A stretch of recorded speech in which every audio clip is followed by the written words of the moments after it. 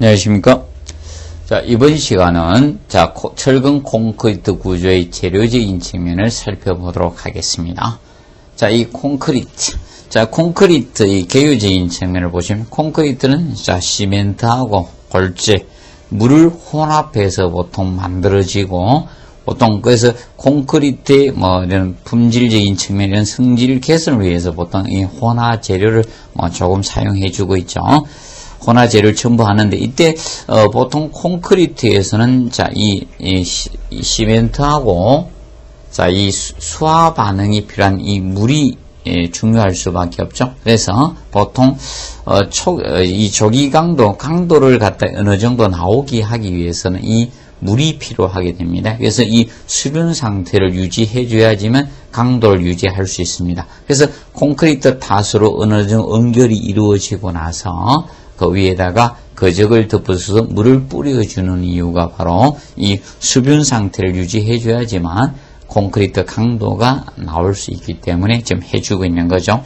그리고 이제 설계 기준 강도, 보통 소요 강도라 하죠. 그래서 기준 잡는 것은 대략 28일 이 압축 강도를 보통 지나면 일정한 목표가 나오죠. 이것을 설계 기준 강도, 보통 소요 강도로 일본적으로 봐줍니다.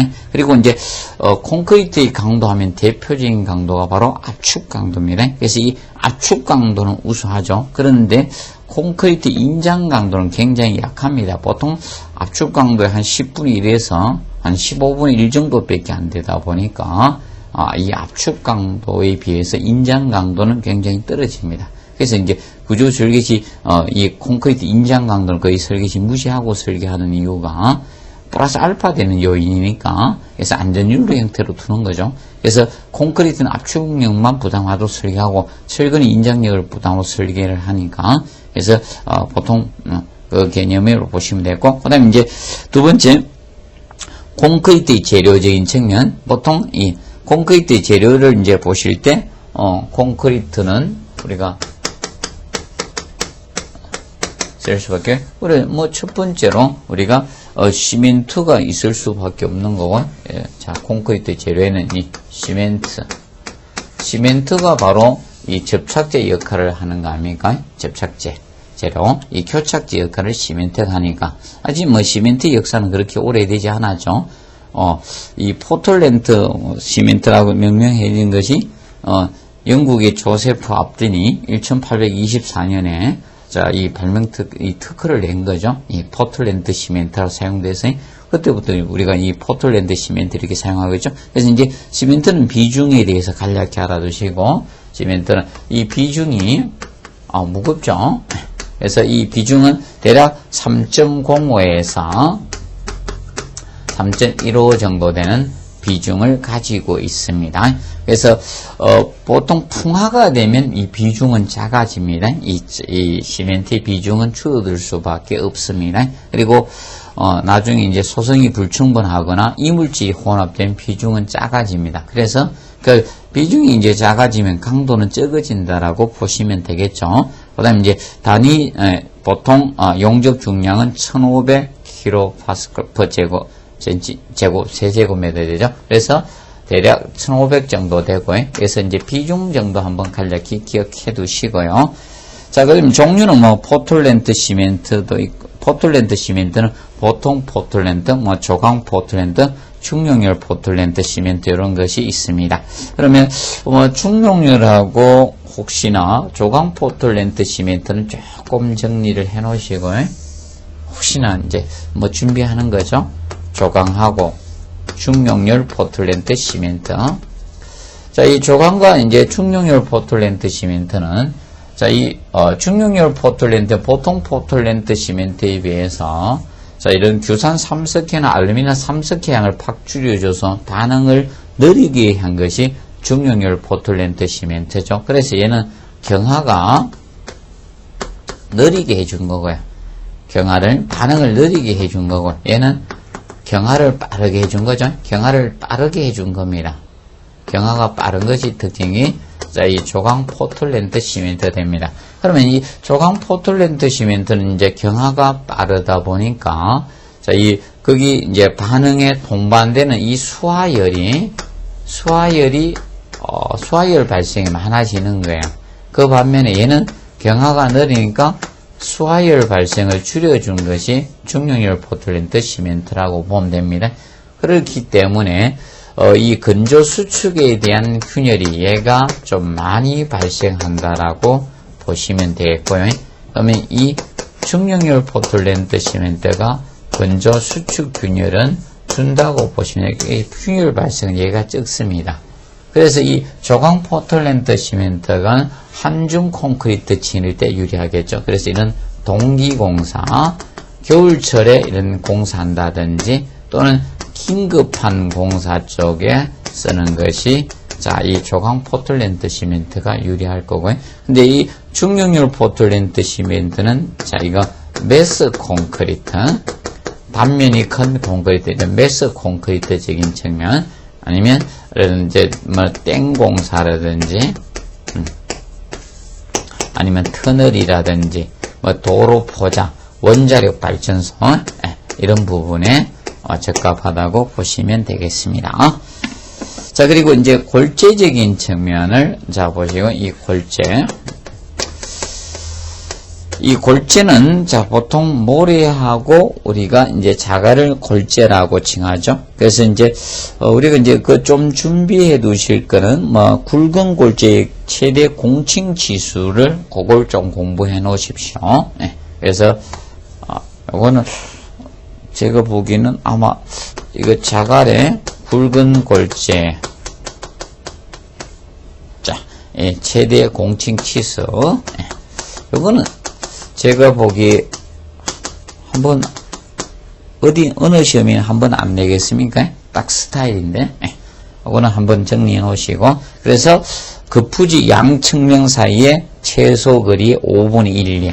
그리고 슬래브 두께 3분의 1 그리고 개별 철근이든 다발 철근이든 철근하고 긴장된 최소 순 간격에 자 4분의 3 이걸 초과해서는 안 됩니다. 그래서 이 세 가지 기준 즉 해놓으시면 그 부지 양측면 사이 최소 거리 5분의 1 그리고 슬래브 두께 3분의 1 그리고 개별 철근이나 다발 철근 긴장재 떡들 사이 자 우리가 순 간격 4분의 3 그 값을 초에 그래서 이 공층 치수는 자 우리가 한번 정리를 해 놓으시기 바랍니다.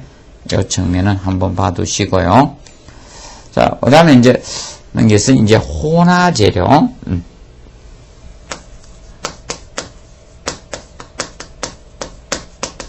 혼화 재료적인 측면, 혼화 재료.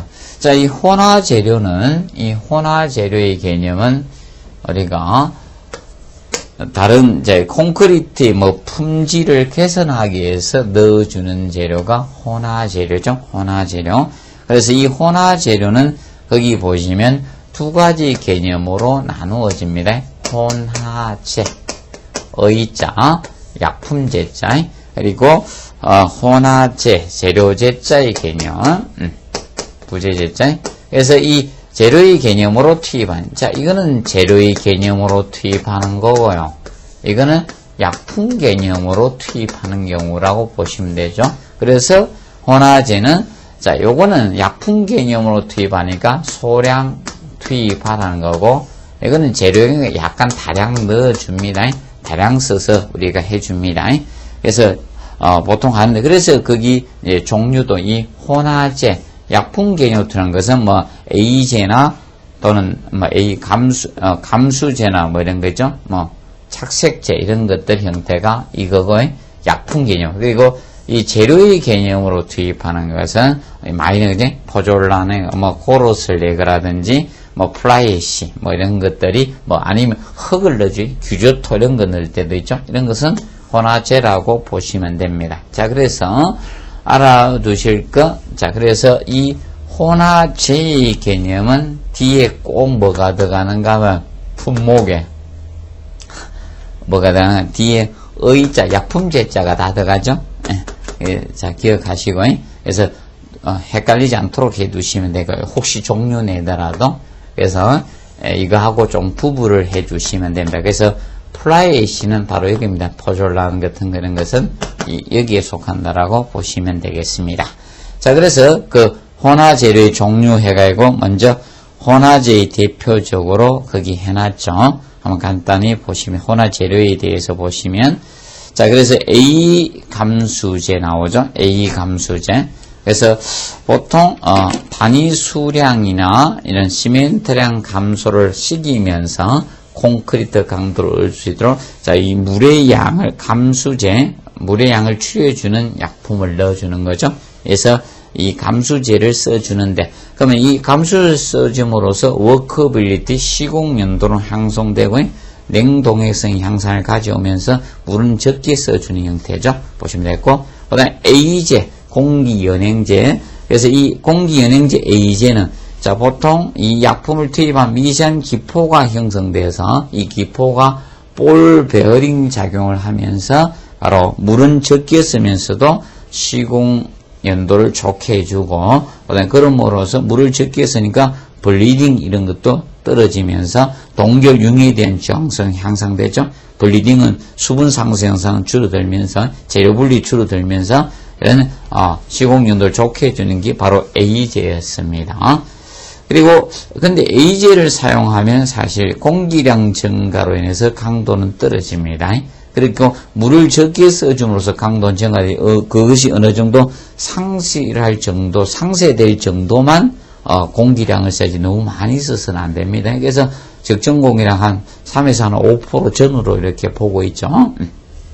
그 다음에 자, 이 고로 슬래그 미분말에 대해서 이제 이 슬래그 젤을 갖다 건조해서 미분쇄시킨 게 바로 이 고로 슬래그 미분말인데 그래서 이 고로 슬래그 이 미분말 쓰게 되면 해수, 바닷물이죠. 해수에 대한 저항성이 정배되는 특성을 가지고 있죠. 그리고 장기 강도가 정배됩니다. 장기적으로. 그런데 초기 강도, 조기 강도는 이제 저하를 가지는 특성을 가졌습니다. 간략히 알아두시고 그다음 이제 플라이에이시는 석탄 연소시 그래서 이제 뭐 화력 발전소 이런데 석탄을 갖다가 떼죠. 그때 우리가 이 젠데 이 제가 이 밀입자의 재를 갖다가 집신 장치에서 포지해서 만든 게 이 플라이에이시죠. 날아가는 재를 갖다가 집신 장치에서 포진해서 만든 것이 플라이에이시인데 그러면 이 플라이에이시를 사용해 주면 뭐 유동성 개선이나 단위 수량 감소 이런 특성을 가질 수 있죠. 근데 장기 강도 정대되고 근데 조기에 나오는 초기 강도 이제 발현을 지연시켜 주는 겁니다. 그러면 이렇게 되면 어떻게 되는가? 초기 열이 많이 발생이 안 되겠죠. 그래서 이 강도가 빨리 발생된다는 것은 경화가 빠르게 생긴다는 겁니다. 경화가 빠른다면 거기에 동반되는 열이 생길 수밖에 없습니다. 그러면 열이 발생하면 균열이 발생됩니다. 그런 목적으로 우리가 쓴다고 보시면 됩니다. 그리고 이제 특히 이 염화칼슘이나 연소 이온을 혼합하는 이 혼화제, 화학 혼화제에 대해서 이 화학 혼화제. 그래서 이 화학 이 혼화제는 조금 주의해서 접근합시다. 그래서 이 염소 이온이라든지 염화칼슘 같은 거, 염화칼슘이나 이런 염소 이온을 이것을 포함하는 화학 혼화제의 경우는 자 여기에서는 사용할 수 없다는 것을 꼭 알아두죠. 그래서 이 프리스테이스 콘크리트 그래서 이거는 프리스테이스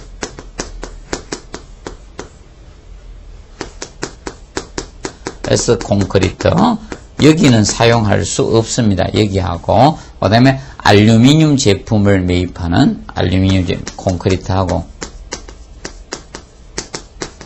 제품을 갖다가 매입하는 콘크리트하고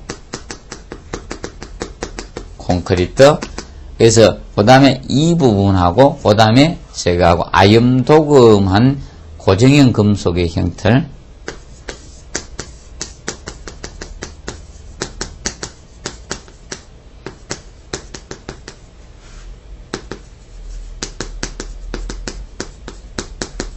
자 그래서 형태를 사용한 콘크리트하고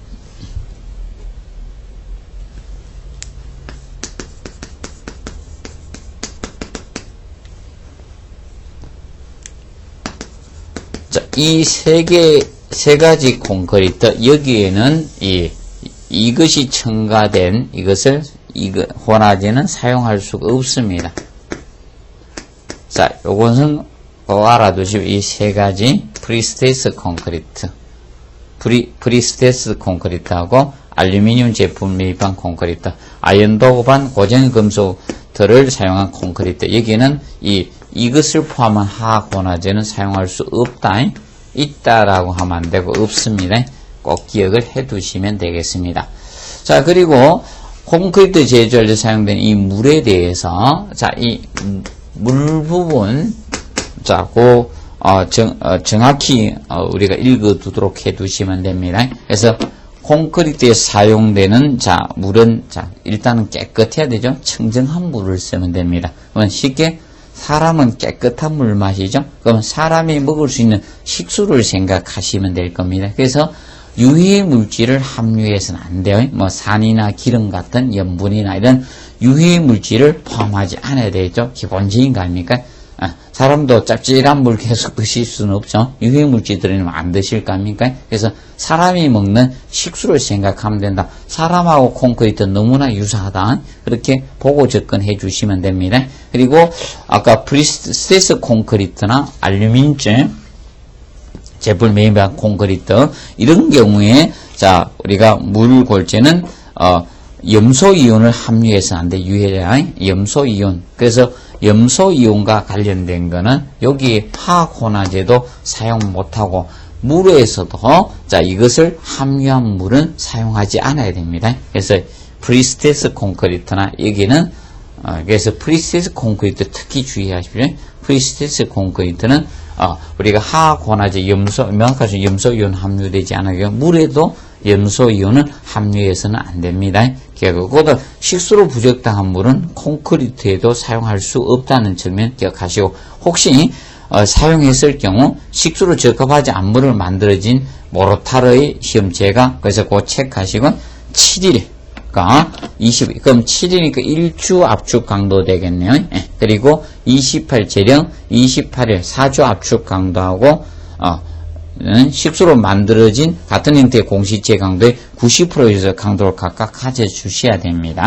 그래서 그거 간략히 정리를 해 두시기 바랍니다. 그래서 프로테이지는 90%나 강도 확정해야 된다 알아두시고, 그 다음에 콘크리트 재료의 특성에서 압축 강도와 관련된 거, 인장 강도에 대해서 거기 다루고 있는데, 간략히 한번 봐두시고, 그래서 기본적으로 공시체는 직경, 압축 강도는 직경파이 150mm, 곱하기 300mm 원천 공시체에서 28일 압축 강도로 우리가 측정을 합니다. 28일 압축 강도로 측정하고요. 그 다음에, 인장 강도는 직접 인장 강도 시험한 거, 그 다음에 할열, 보통 쪼개미라 하죠. 인장 강도 시험. 우리가 이런 방법이 있는데, 주로 할열 인장 강도 시험 방법이 쪼개미 인장 강도 시험 방법이 많이 이용되고 있습니다. 그 다음에 우리가 꼭 해둬야 될 것은 요거 정리를 해두신 콘크리트의 강도와 관련돼서 강도에 영향을 미치는 사항에 대해서 요거는 학습을 해두시고, 강도의 영향을 미치는 사항에서 보기 나옵니다. 미치는 사항적인 측면은 학습을 하시기 바랍니다. 그래서 물 시멘트비가 영향을 줄 수밖에 없죠. 물 시멘트비. 물 시멘트비가 커지면 강도는 떨어질 수밖에 없습니다. 그래서 물 시멘트비가 강도에 영향을 줍니다. 그러면 이 물 시멘트비는 이런 물 시멘트비와 관련돼서 요거하고 반비례 관계에 성립되는 것이 콘크리트의 강도적인 측면이 됩니다. 강도.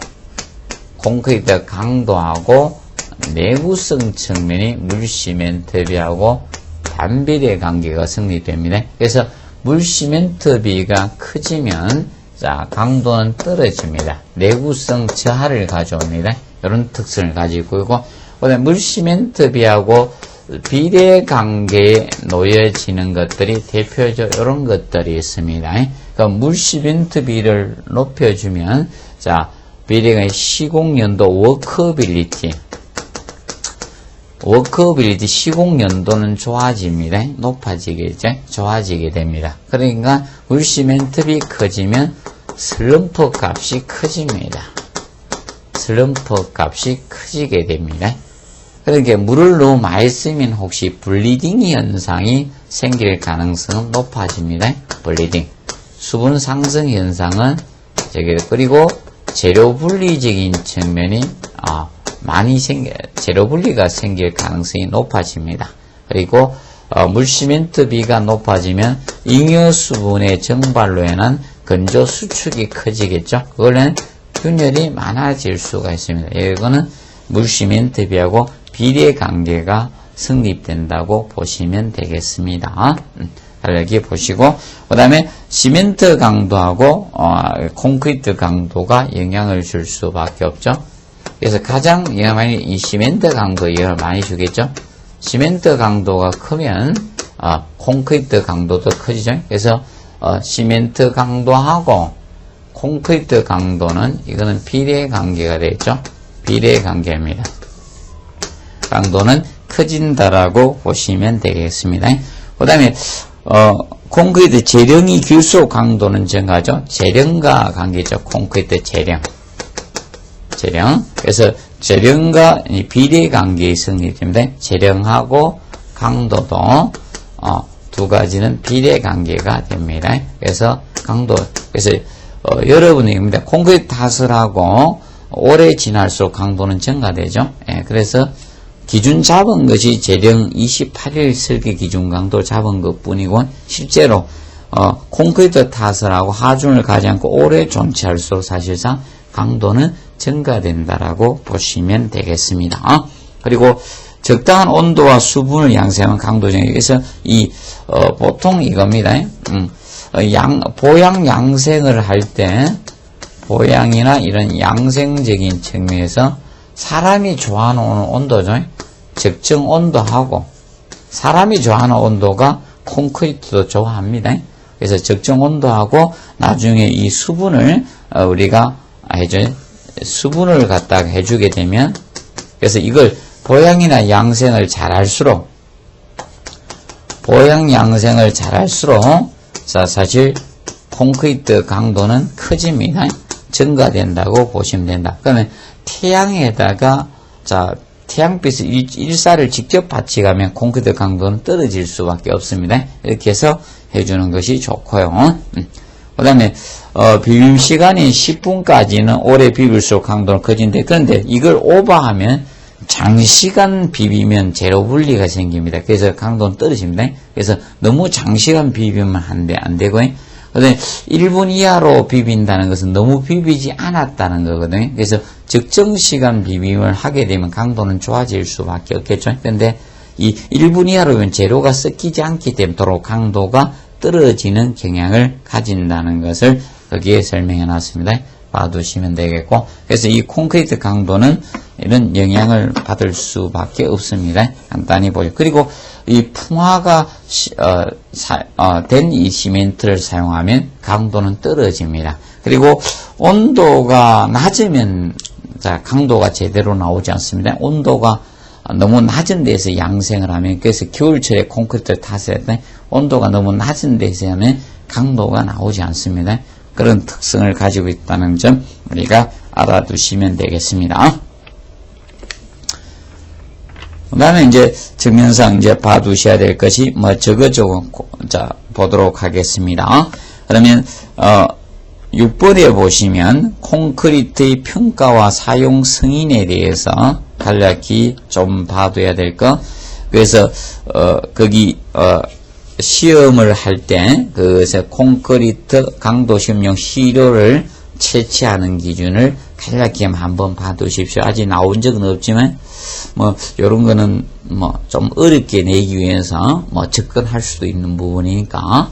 그래서 콘크리트 강도 시험용 시료 채취는 하루에 1회 이상입니다. 하루에 1회 이상 하고, 그래서 100세제곱미터당 1회 이상 하고, 그 다음에 슬래브 벽체 표면적당 500제곱미터당 1회 이상입니다. 그리고 배합이 변경될 때마다 1회 이상입니다. 그 기준 설정해 놓으세요.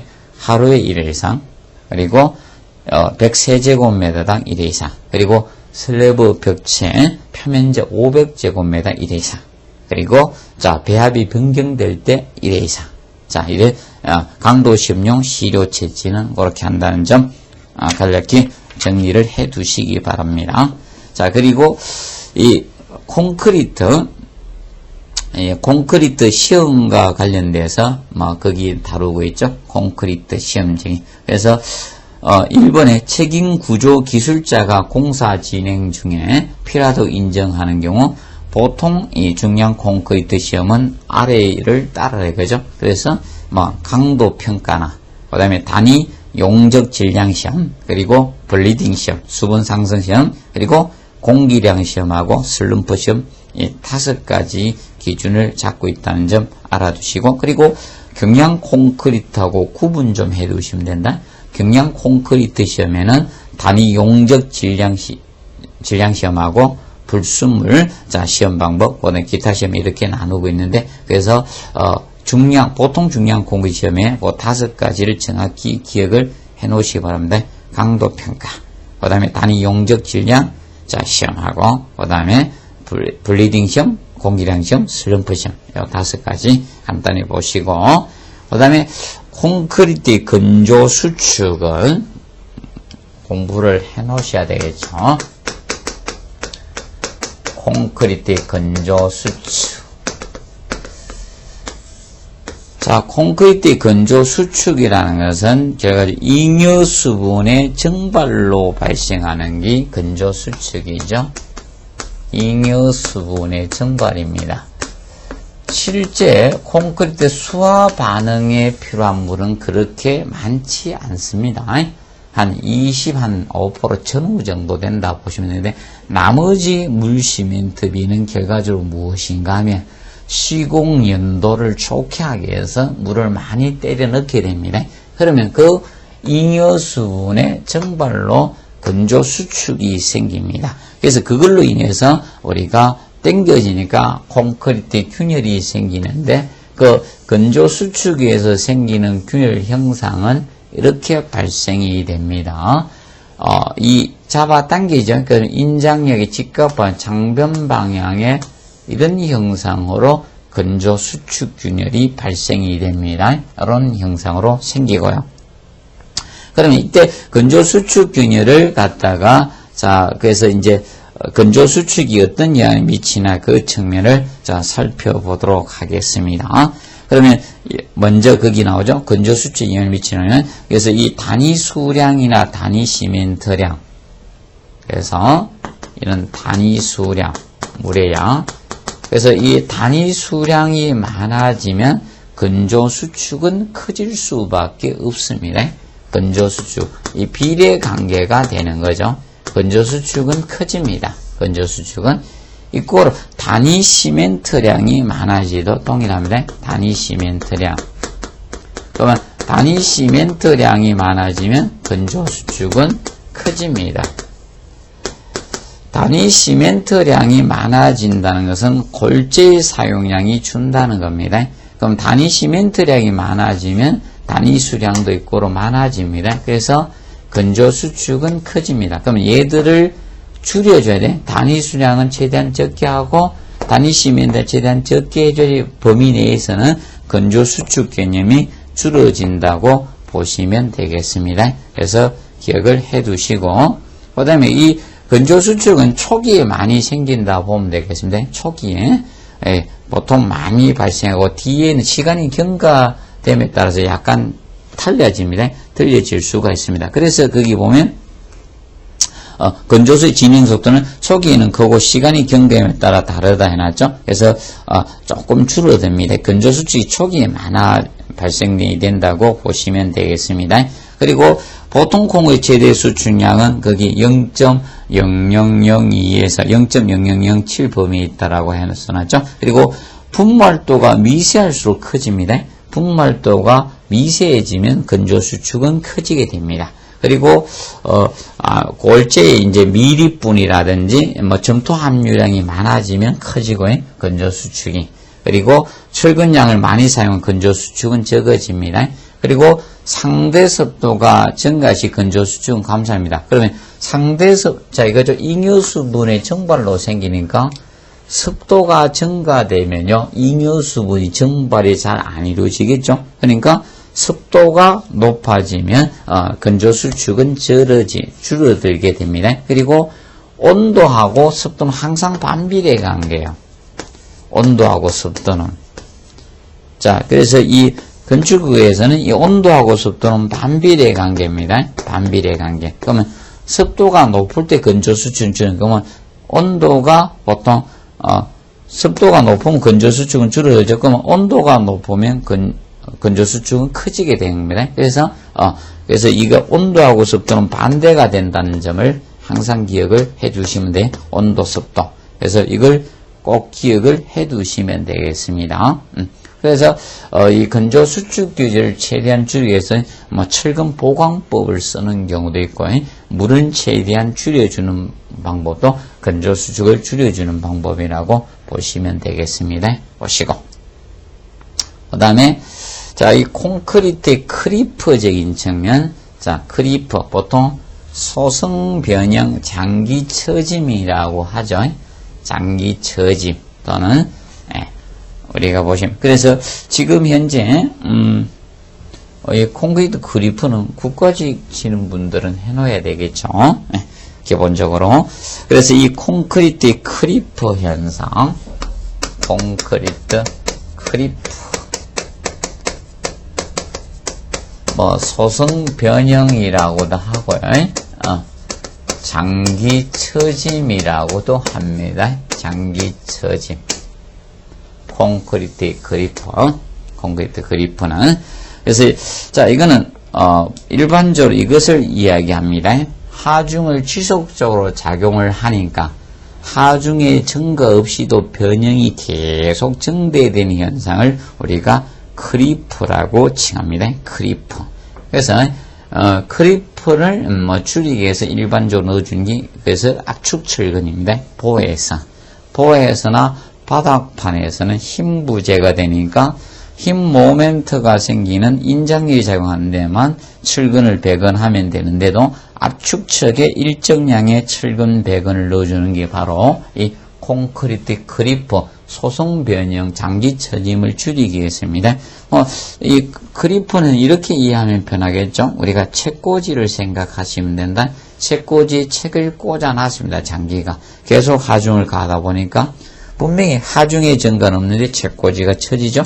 그것이 바로 크리퍼라고 보는데, 그것이 콘크리트에도 자, 하중을 장기간 계속적으로 지속적으로 사용하면 우리가 하중 증가 없이도 변형이 증대될 수가 있다는 겁니다. 그래서 이 그리프를 보면 보통 그리프는 그래서 거기 표를 해놨죠. 온도가 높으면 그리프는 크게 발생합니다. 온도. 근데 습도하고는 반대라고 했습니다. 습도. 그래서 우리가 습도하고 온도는 반대로 됩니다.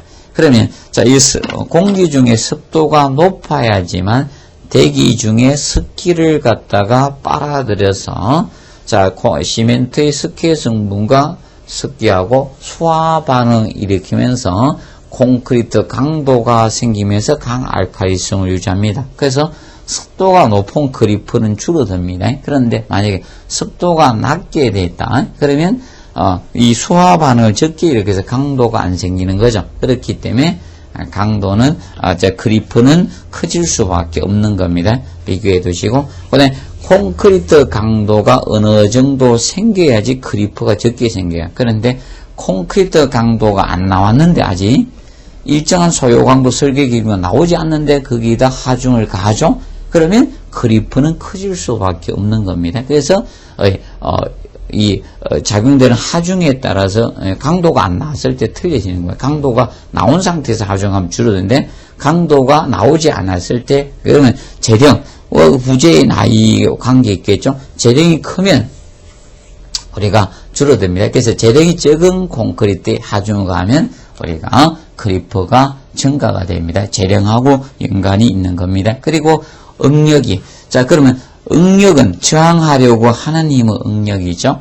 어떤 부재가 있을 때 이게 하중이 작용됐을 때 부재 내부에 저항하려고 생기는 힘이 응력이고요. 그러면 하중이 크면 응력이 커지는 거죠. 그래서 응력이 클수록 그리프는 증가할수록, 그러면 작용되는 하중이 커지면 그리프는 증가된다고 보시면 되겠습니다. 그러면 물시멘트비하고 강도 반비례 관계, 물시멘트비가 크면 그리프는 증가됩니다. 그리고 이 골재는 입도가 좋을수록 그리프는 감소합니다. 그럼 골재가 특히 이런 형태가 좋겠죠. 연속 입도 분포. 연속 입도 분포가 돼서 이 입도가 골고루 있어가지고 이런 골재가 돼야지 사실 보통 실적률이 커지잖아요.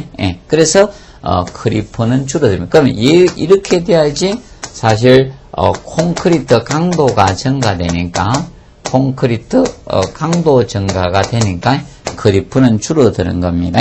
정리해 주시면 되고, 그 다음에 철근이 많아져요. 그래서 이 철근을 쓸 땐 특히 압축 철근을 넣어주면 크리퍼는 감소하게 됩니다. 압축 철근 우리가 알아두시고, 그 다음에 이제 양생을 이제 잘 해줄수록 보양이나 양생을 잘 해주면 크리퍼는 감소하게 됩니다. 감소합니다. 근데 양생을 갖다 햇볕에 노출하거나 이러면 크리퍼가 증가된다라고 보시면 되겠습니다. 기억하시고. 그리고 이 크리퍼 양은 보통 초기에 많이 생깁니다. 초기. 보통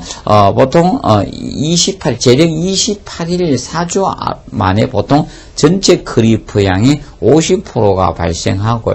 자, 보통 4개월만 되면 전체 80% 이미 크리퍼 양이 진행됐어요.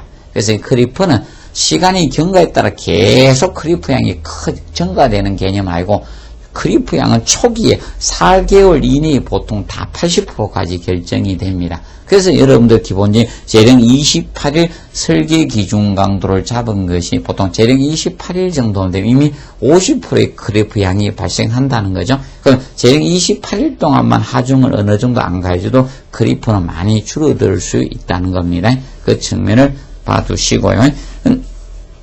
그래서 학습을 크리프에 대해서 정확히 해두시기 바랍니다. 그리고 이 크리프는 크리프 변형률은 탄성 변형률보다 굉장히 크죠. 탄성이란 것은 일반적으로 이거였죠. 하중을 외력을 가해서 제거하면 원상태를 회복하는 성질이 탄성인데, 얘는 크리프는 이 소성이거든. 그래서 소성 변형이기 때문에 변형률은 클 수밖에 없다. 탄성 변형률에 비해서 대략 1에서 3배 정도 커질 수밖에 없습니다. 이렇게 알아두시고요. 그 다음에 시공연도 워크빌리티적인 측면을 보도록 하겠습니다. 시공연도 워크빌리티. 자, 이 시공연도 워크빌리티는 우리가 일반적으로 이 작업의 용이성을 나타낸다고 이렇게 보시면 되죠. 작업의 용이성. 그래서 워크빌리티는 작업의 시공의 용이성을 나타내는 콘크리트 반죽 질기라고 보시면 되겠습니다. 묽은 정도, 용이성을 나타내는 것을 시공연도라고 보시면 되는데, 자, 이 시공연도는 결과적으로 여러 가지 영향을 줄 수밖에 없죠. 시공도에 영향을 주는 요소들은 우리가 저런 단위 수량이 영향을 줄 거고, 가장 영향을 주는 것은 단위 수량 아니겠습니까? 단위 수량이 영향을 주는데, 그러면 단위 수량이 이제 많아지면 시공연도의 개념은 좋아지겠죠. 그런데 재료 분리가 발생되지 않는 측면에서는 시공연도가 좋아집니다. 단위 수량을 많이 쓰면. 그러면 재료 분리가 발생되면 꼭 좋아진다고 할 수는 없습니다. 그래서 단위 수량이 증가되면 시공연도는 좋아지는데, 재료 분리가 발생되지 않는 범위에서는 단위 수량 증가되면 시공연도는 좋아집니다. 좋아진 측면으로 가고, 그 다음에 이제 시멘트량이 영향을 줄 수 있죠. 단위 시멘트량. 그래서 이 단위 시멘트량이 증가가 되면 이 시공연도는 좋아집니다. 시공연도는. 그러면 단위 시멘트량이 많아진다는 것은 골재 사용량이 준다는 겁니다. 그러면 물의 양은 늡니다. 동일 물 시멘트비 기준을 잡기 때문에 단위 시멘트량이 늘면 물 시멘트비 50% 되려면 똑같이 물의 양도 많아져야 됩니다. 그래서 시공연도적인 측면은 좋아집니다. 그리고 시멘트의 분말도가 높을수록 시공연도는 좋아질 수밖에 없죠. 이때 이 시멘트의 분말도가 높을수록 시공연도는 좋아집니다. 그래서 입자가 가는 것의 사용량을 늘려주면 입자가 작은 것의 사용량을 시공연도는 좋아진다라고 보시면 되겠습니다. 그리고 보통 우리가 이 모래를 썼다. 모래가 보시면 이겁니다. 둥근 모래, 입자가 각이진 것보다 약간 둥근 형태에 있는 형태가 좋겠죠. 특히 우리가 이 골재 중에 이래서 이제 이것입니다. 일반 강자갈이 있고 쎄서 깬 자갈이 있다. 그러면 강자갈 형태가 시공연도가 좋아질 겁니다. 그래서 그리고 이제 이 배합비가 영향을 줄 수밖에 없죠. 배합비가 영향을 줍니다. 이런 모래나 시멘트 모래 자갈에 대한 시멘트나 이런 모래라든지 이런 자갈, 이 배합이 영향을 줄 수밖에 없습니다. 특히 같은 골재라도 입도가 크냐 작으냐, 그러면 같은 모래라도 입도가 작은 모래는 시공연도가 좋아지고 입도가 큰 모래가 예에서 입자 크기에 따라 영향을 줄 수 있죠. 그 모래가 큰 모래, 거친 모래를 쓰면 약간 굵은 모래를 쓰면 시공연도는 나빠지게 될 겁니다. 그리고 온습도는 반대로 간다라고 보시면 되겠습니다. 그래서 온도가 높아지면 시공연도, 온도가 높아지면 슬럼프 값이 줄어들죠. 물이 증발에 빠르니까 시공연도 나빠지고, 습도가 높을수록 시공연도는 좋아진다라고 보시면 되겠습니다. 그리고 공기량이 영향을 주죠. 공기량을 얼마나 쓰냐, 혼화제의 사용 여부, 특히 A제, 공기량이 많아지면 시공연도는 좋아진다라고 보시면 되겠습니다. 봐두시고, 그 다음에 이제 슬럼프 테스트. 이 슬럼프 테스트는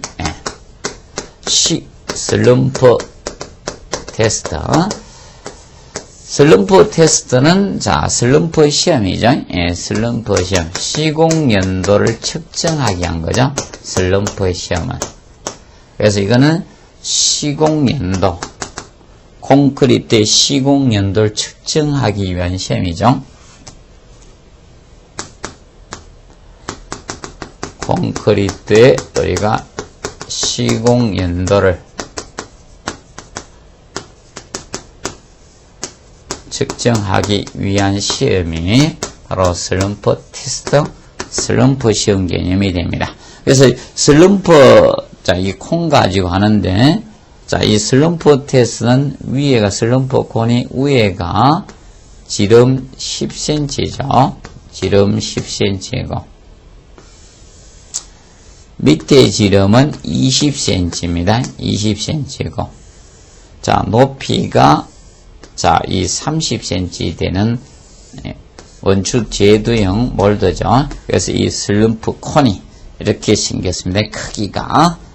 그게 3에 나누어서 다져 붓는데, 이 3분의 1 채우고 3회로 나눠서 다져부, 3회로 나눠서 하는데, 보통 이래 이제 다짐막대로 다지는데,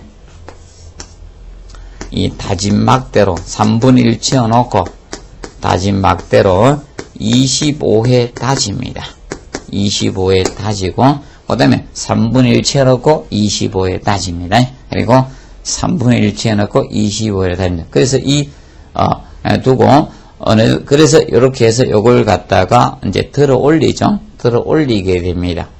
쭉 들어 올립니다. 그러면 보통 들어 올릴 때는 수직으로 들어 올려야 됩니다. 경사직에 이걸 들어 올리면 안 돼요. 슬럼프 콘을 우리가 수직으로 들어 올립니다. 그래서 이렇게 이제 퍼질 거 아닙니까? 이렇게 퍼져 내려왔는데, 이때 여기에서 이 높이에서 얼마나 내려갔는가 이걸 측정합니다.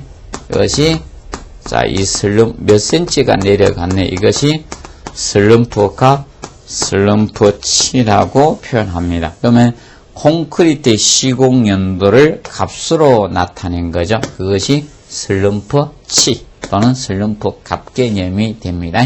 알아두시고. 그래서 묽은 콘크리트 이 슬럼프가 물을 많이 넣게 되면 이 슬럼프 값은 커질 수밖에 없죠. 그러면 슬럼프 값이 커지면 콘크리트의 강도는 떨어질 수밖에 없습니다. 콘크리트 강도는 저하를 가져오고, 그 다음에 이 콘크리트 슬럼프 값이 커지면 시공 연도는 좋아지는 거죠. 이걸 나타낸 것이 슬럼프 테스트 시험 개념이 됩니다. 그래서 알아두십시오.